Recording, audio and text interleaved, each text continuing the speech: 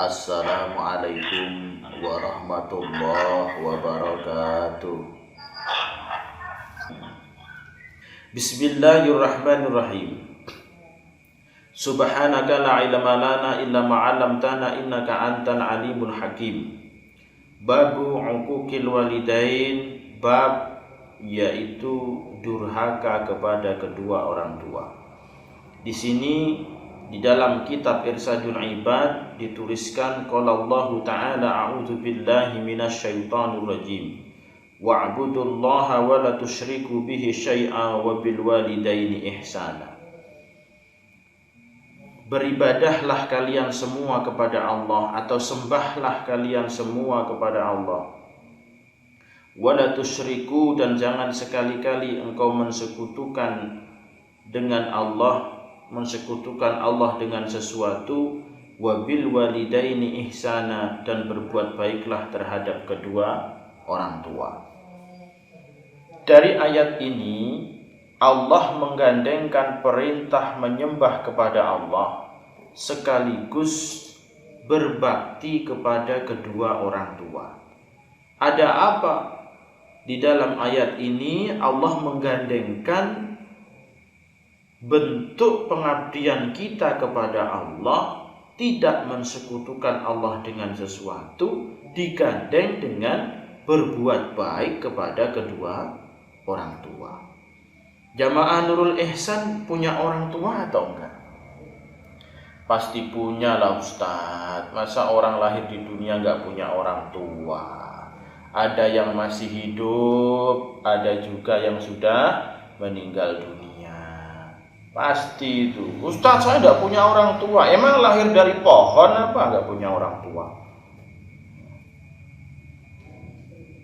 Walaupun udah punya cucu, statusnya tetap anak. Walaupun udah punya anak, statusnya juga tetap anak. Anak usia 40 lah, anak usia 50 lah, anak usia 60. Ustadz, saya udah punya cicit, masa dikatakan anak? Tetap anak, emang dulu nggak lahir?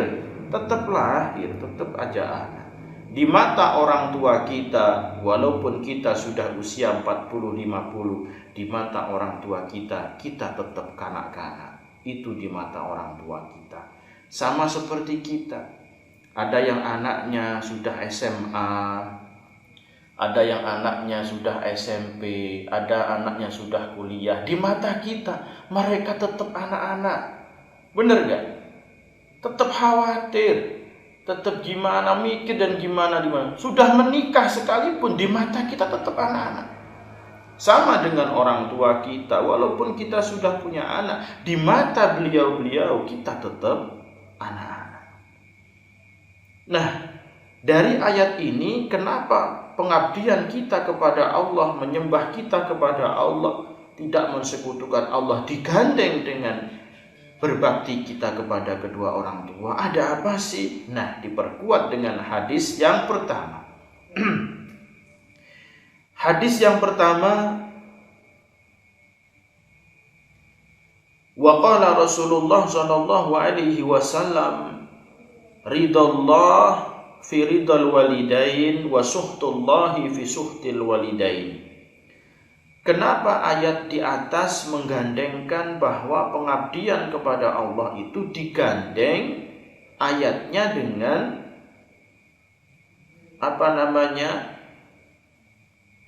berbakti kita kepada kedua orang tua? Kenapa? Ternyata ada hubungan besar antara orang tua dan Allah.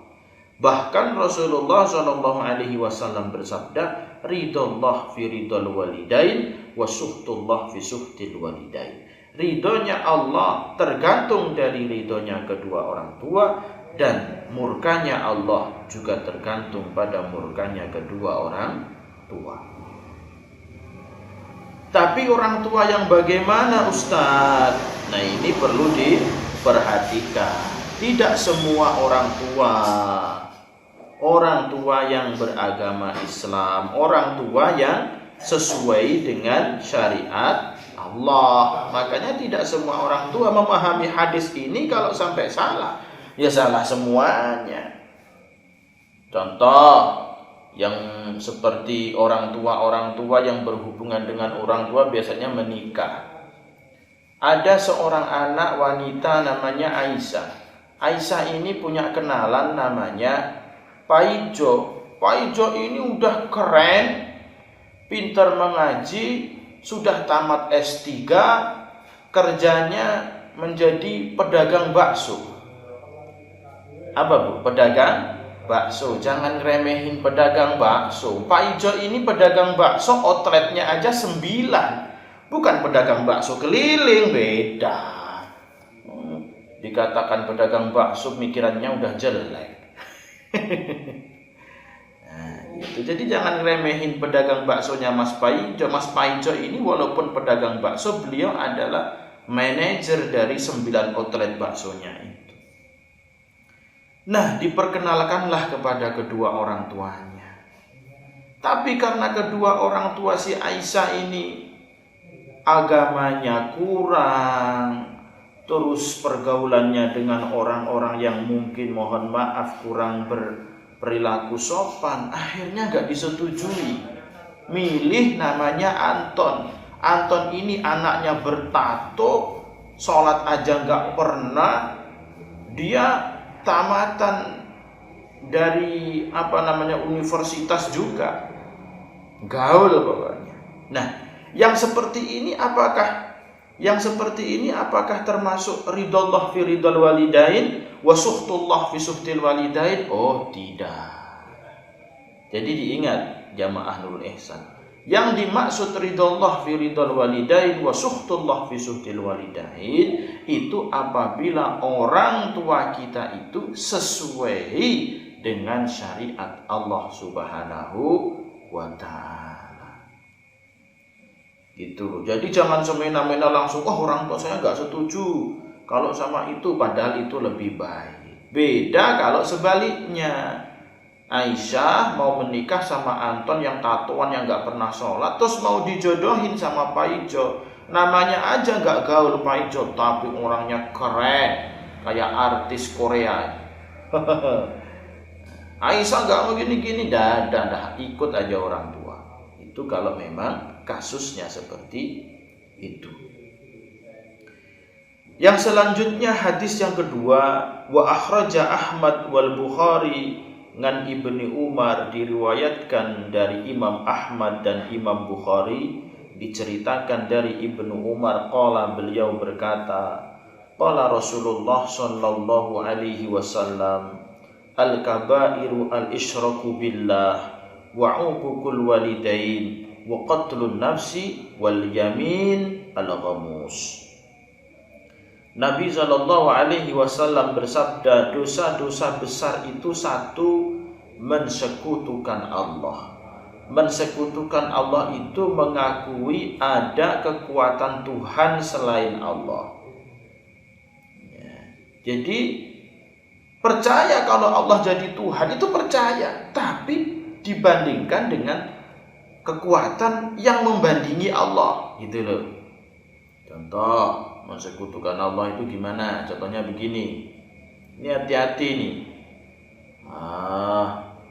Punya uang, baru gajian gitu. Wah, iki mau pemora gajian ngono aku jan wis gak urip iki. Nah, ada yang pernah ngomong seperti itu? Pomo gak gajian ngono aku wis gak urip. Nah, wis gak iso mangan nih pomo gak gajian. Ngomong seperti itu, hati-hati. Ya, orang-orang yang bilang seperti itu, kalau itu memang dari pikiran hati dan kepercayaannya, benar-benar kalau nggak gajian dia tidak bisa hidup, dia yakin seperti itu, maka kata-kata itu sudah kata-kata mensekutukan Allah Subhanahu wa ta'ala dengan uang. Jadi mensekutukan Allah itu nggak cuma menyembah gunung, menyembah kuburan, menyembah keris, nggak cuma seperti itu. Luas makna isyrak billah, syirik kepada Allah itu luas. Jadi mengakui ada kekuatan yang menyaingi Allah, gitu loh. Itu tidak boleh, dosa besar. Yang kedua, Dosa besar yang kedua, wa uququl walidain, durhaka kepada kedua orang tua. Contoh durhaka kepada orang tua itu kalau di Indonesia dikisahkan siapa itu? Di Sumatera itu siapa? Malin Kundang. Nah, itu kan? Malin Kundang itu ceritanya kan anaknya si janda miskin. Merantaulah Malin Kundang, di sana sukses menikah dengan seorang putri bangsawan. Benar kan? Menikah dengan putri bangsawan, akhirnya dia hidupnya kaya, mewah. Wah, pokoknya megah dah kehidupannya. Si ibu janda ini mencari-cari anak tersayangnya namanya si Malin Kundang itu tadi. Dicari kemana anakku tersayang si mata wayang, dicari-cari kemana. Tiba-tiba ketemu, Masya Allah, udah jadi saudagar kaya dengan naik perahu besar. Tapi apa yang terjadi? Si Malin Kundang tidak mau mengakui karena ibunya itu kelihatan compang-camping dan miskin. Dia malu mengakui ibu yang melahirkannya. Saat ini apakah ada ustadz cerita seperti Malin Kundang? Enggak ada. Enggak ada bedanya maksudnya. Banyak sekarang orang yang seperti itu. Enggak ada, cuma tulisan langsung kaget ya. Enggak ada apa? Enggak ada bedanya ternyata. Sekarang Malin Kundang baru, Malin Kundang zaman now, Malin Kundang modern itu sudah banyak sekarang. Apalagi anak-anak muda jalan bareng sama ibu malu, jalan bareng sama bapak malu. Itu kan ketularan si Malin Kundang. Tidak mau mengakui ibu. Padahal anak-anak dulu, ya, anak-anak dulu itu kalau jalan sama orang tua tuh pede. Saya itu kalau jalan-jalan kemana-mana ditemani ibu itu, oh pede, ini ibu saya nih. Nah, dia tanya, ini siapa? Ini ibuku. Oh, paling cantik di dunia. Manusia yang paling cantik di dunia ini, separuh hatiku ini untuknya. Nah, kalau anak-anak muda mencintai, oh separuh hatiku, pret itu. Separuh hati itu untuk ibu kita. Manusia paling cantik, malaikat tak bersayang. Tiada kasih sayang sebesar kasih sayang ibu itu. Seperti diceritakan tuh Malin Kundang. Apa yang terjadi? Ya udah, hancur tuh si Malin Kundang. Makanya durhaka kepada kedua orang tua ini termasuk dosa besar. Ayah juga seperti itu. Walaupun ayah tidak mengandung, ayah tidak melahirkan, tapi ingat, makanan yang dimakan ibu itu adalah hasil keringat dari seorang ayah. Jadi sama-sama. Ayah itu kalau sedih tidak pernah mengeluarkan air mata di depan anaknya. Tapi ketika anaknya sudah berlalu, maka air mata ayah pun menetes. Kalau nggak percaya silahkan tanya, karena saya juga pernah jadi ayah, makanya saya pernah merasakan. Kalau seorang ibu sama anak biasa nangis biasa, seorang ayah tegar. Laki-laki nggak boleh nangis, seorang ayah nggak boleh nangis, tegar. Di depan anaknya tegar, di depan istrinya tegar. Giliran udah noleh ke belakang, ya air mata netes sendiri dah. Nah itulah seorang ayah. Biasanya seperti itu. Memang laki-laki itu pandai berbohong lah, laki-laki itu. Yang selanjutnya, dosa besar yang berikutnya waqatlun nafsi, dan membunuh, ya, membunuh qatlun nafsi, ya membunuh itu dosa besar. Wal yamin al-ghamus, dan sumpah palsu. Sumpah palsu itu juga dosa besar. Hadis yang berikutnya wa Tabrani ngan Thauban, diriwayatkan oleh Imam Tabrani dari sahabatnya Rasulullah Thauban, salah satun la yanfa'u ma'ahunna 'amalu syirki billah wa 'uququl walidain wal firaru minaz zuhuf. Ada 3 perkara yang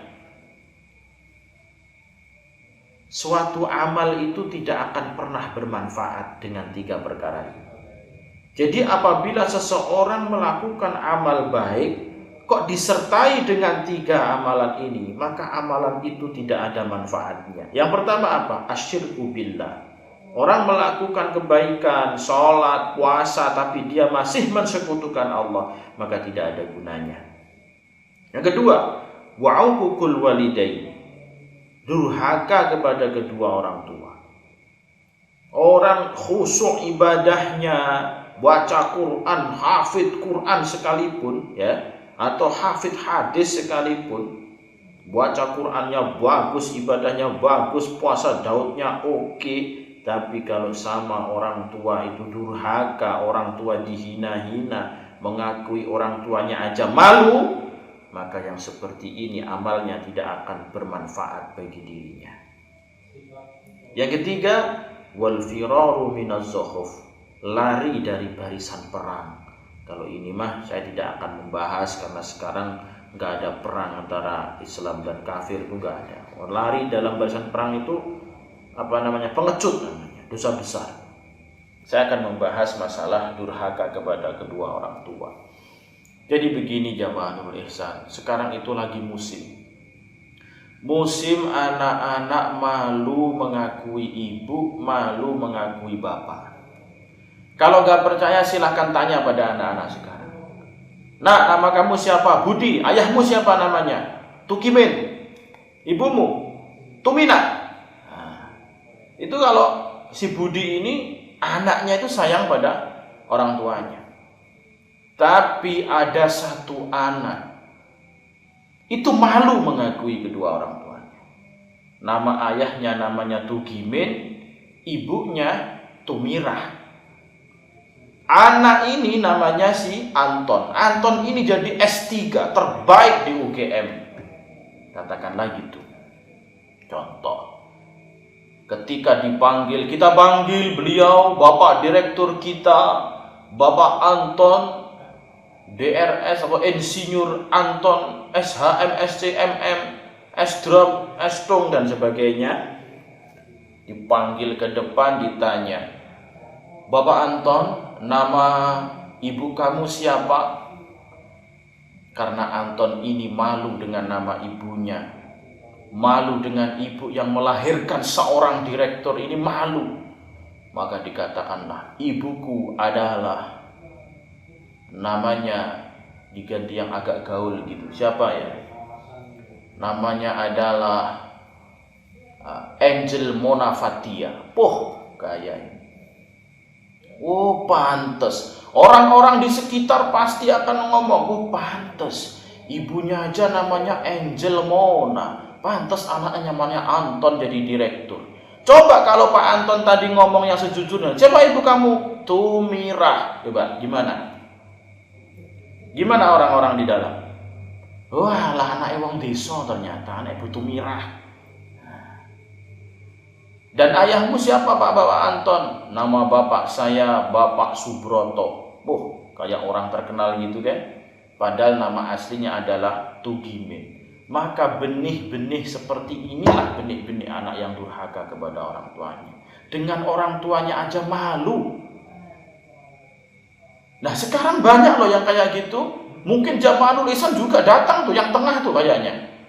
Senyum-senyum aja. Ini saya pikir lagi marah-marah ini. Udah 1 minggu saya diisolasi ini, ya bisa keluar dari Tulungagung. Masya Allah. Jadi gitu jamaah Nurul Ihsan. Jangan ajari kita malu kepada orang tua. Jangan ajari anak kita malu pada orang tua. Jangan. Kita pun juga gitu. Jangan malu kepada orang tua kita. Walaupun dulu orang tua kita rumahnya bambu, walaupun dulu orang tua kita mungkin lantainya tanah, atapnya mungkin dari daun pisang atau dari daun alang-alang, jangan malu.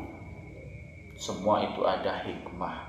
Orang tua kita tetap manusia terhebat yang telah membesarkan dan telah mendidik kita. Tetap manusia terhebat. Maka dari itu wahai para ibu, wahai para istri, wahai para suami, Jangan lupakan orang tua, jangan lupakan mertua, wahai para suami, wahai para istri.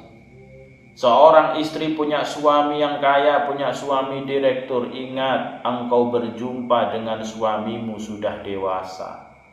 Jangan sampai lupa, dulu masih kecil sampai dewasa itu ada seseorang yang menjaga sampai menjadikan dia sukses. Dia adalah mertuamu. Jangan sampai engkau sakiti hati mertua. Hai para suami, engkau mendapatkan istri yang solehah bertemu sudah dewasa. Dulu sejak lahir sampai engkau bertemu setelah dewasa itu, ada manusia yang menjaga istrimu, menjadikan istrimu solehah, merawatnya sampai dia cantik seperti itu. Dia adalah mertua. Maka orang tua dan mertua itu hukumnya sama-sama mahram. Jamaah Nurul Ihsan yang selalu mendapatkan hidayah dan berkah dari Allah Subhanahu wa ta'ala. Hadis yang berikutnya, waruwiya Ahmad wa Nasa'i wal Hakim, diriwayatkan oleh Imam Ahmad, Imam Nasa'i dan Imam Hakim dengan Ibni Umar dari sahabatnya Rasulullah Ibnu Umar, qala Rasulullah sallallahu alaihi wasallam, bersabdalah Rasulullah sallallahu alaihi wasallam, salasatun haramallahu tabaraka wa ta'ala alaihimul jannah, mudminul khamri wa akul walidayhi waddayus alladhi yukirru fi ahlihil khabis, ay zina. Nabi Shallallahu Alaihi Wasallam bersabda, ada 3 orang yang Allah haramkan untuk masuk surga. Ada 3 orang yang Allah haramkan untuk masuk surga. Yang pertama adalah mudminul khamri, orang yang senantiasa minum minuman keras. Minuman keras sudah jadi tradisinya. Minuman keras sudah jadi santapan tiap hari. Maka orang yang seperti ini haram masuk surga. Yang kedua, wal akuli walidaih, orang yang durhaka kepada kedua orang tuanya.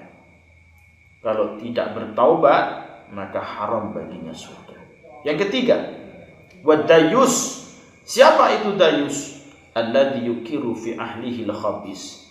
Dayus adalah mereka yang merelakan pasangannya untuk melakukan perzinaan. Naudzubillahi min dzalik. Lelaki bisa dikatakan dayus kalau dia enjoy aja punya istri selingkuh. Wanita bisa dikatakan dayusah kalau dia punya suami enjoy aja suami yang selingkuh. Pokoknya yang seperti ini, manusia yang enjoy aja pasangannya kok melakukan hal yang nista, maka dikatakan dayus dan haram masuk surga. Naudzubillahi min dzalik. Jamaah Nurul Ihsan yang selalu mendapatkan hidayah dan berkah dari Allah Subhanahu wa ta'ala.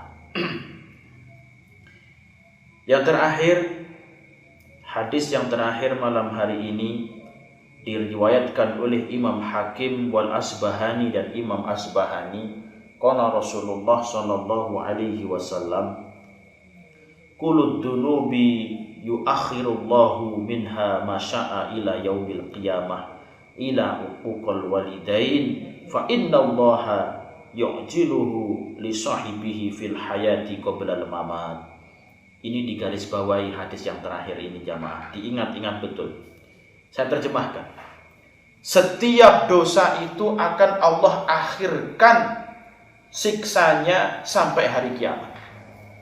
Ingat, seluruh dosa akan Allah akhirkan siksanya sampai hari kiamat. Illa uquqal walidain, kecuali dosa anak yang durhaka kepada orang tua. Fa innallaha yu'jiluhu li sahibihi fil hayati qabla al-mamat, maka sesungguhnya Allah akan menyegerakan siksanya bagi anak yang durhaka kepada kedua orang tua itu di kehidupannya sebelum dia mati. Saya ulangi lagi, seluruh dosa itu siksanya akan Allah akhirkan nanti di hari kiamat, kecuali dosa durhaka kepada kedua orang tua. Dan yang terakhir pesan saya, masalah durhaka kepada kedua orang tua. Jamaah Nurul Ihsan, Anda sekarang ada di Taiwan. Oke lah, orang tua Anda ada di rumah. Tapi setidaknya saya mohon, jangan jadikan orang tua Anda pembantu rumah tangga Anda di rumah. Ini yang perlu saya wasiatkan kepada seluruh jamaah. Sekarang lagi musim. Jangan jadikan orang tua Anda adalah pembantu rumah tangga Anda di rumah. Disuruh ngepel lah, disuruh inilah, disuruh itulah. Ustadz, itu kan emang kemauan ibu saya. Udah saya katakan, udah saya larang, tapi tetap aja. Nah, kalau itu beda lagi. Tapi jangan paksa-paksa orang tua kita. Bu, itu rumah bu, tiap hari disapu ya bu, jangan sampai lupa loh bu. Nanti pokoknya dipel, dibersihin, di ini. Emang pembantumu apa? Apa enggak malu tiap bulan gajian 15 juta, 10 juta? Kok tiap hari ibunya jadi pembantu? Na'udzubillah min dzalik. Emang mau besok anakmu menjadikan Anda pembantu di rumahnya? Dan saya tutup dengan hadisnya Rasulullah, birru aba'akum tabirrakum abna'ukum. Berbuat baiklah terhadap kedua orang tuamu, maka anak-anakmu pun akan berbuat baik kepadamu. Apa yang Anda lakukan terhadap kedua orang tua, maka nanti akan dibalas oleh anak Anda terhadap Anda. Itu Rasulullah yang bersabda. Kalau ingin diberi uang oleh anak kita, maka kasihlah uang kepada orang tua kita. Kalau ingin diberi jajan oleh anak kita, kasihlah jajan pada orang tua kita. Kalau ingin tidak dibentak-bentak oleh anak kita, jangan bentak orang tua kita. Semua akan kembali kepada diri kita melalui anak-anak keturunan kita. Itu adalah janji Rasulullah Sallallahu Alaihi Wasallam. Jamaah Nurul Ihsan yang selalu mendapatkan hidayah dan berkah dari Allah, sekali lagi berbaktilah terhadap kedua orang tua. Ustadz, ayahku bukan muslim, ibuku bukan muslim, gimana saya harus berbakti kepada orang tuaku? Ustadz, tetap harus berbakti, karena itu adalah orang tuamu walaupun bukan muslim. Urusan agama beda, tapi urusan berbakti tetap harus berbakti. Urusan agama ya beda, jangan disamakan urusan bakti sama orang tua. Terus kamu jangan sholat, terus gak sholat. Kamu jangan puasa, terus gak puasa. Beda. Ya tetap baik, berkata yang sopan. Kalau punya rezeki dikasih, tetap seperti itu. Sakit dijenguk, diobati, dijaga, dirawat, walaupun bukan muslim. Apalagi kalau orang tua kita muslim.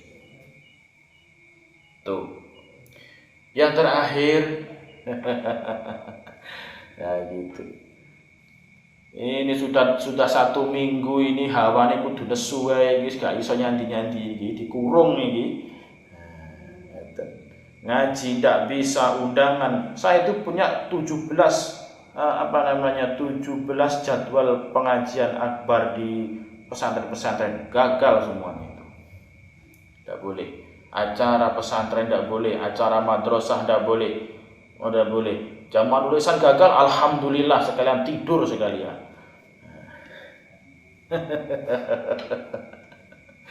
Alhamdulillah.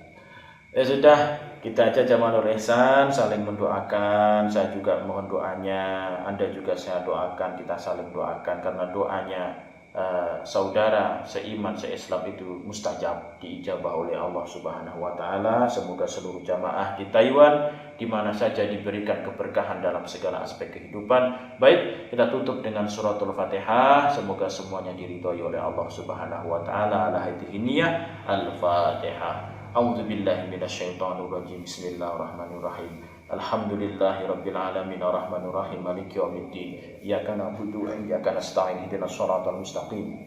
Syiratal ladzina an'amta 'alaihim ghairil maghdubi 'alaihim waladdallin. Amin. Terima kasih, sampai jumpa di minggu depan. Subhanakallahumma wa bihamdika asyhadu an la ilaha illa anta astaghfiruka wa atubu ilaik. Wassalamualaikum warahmatullahi wabarakatuh.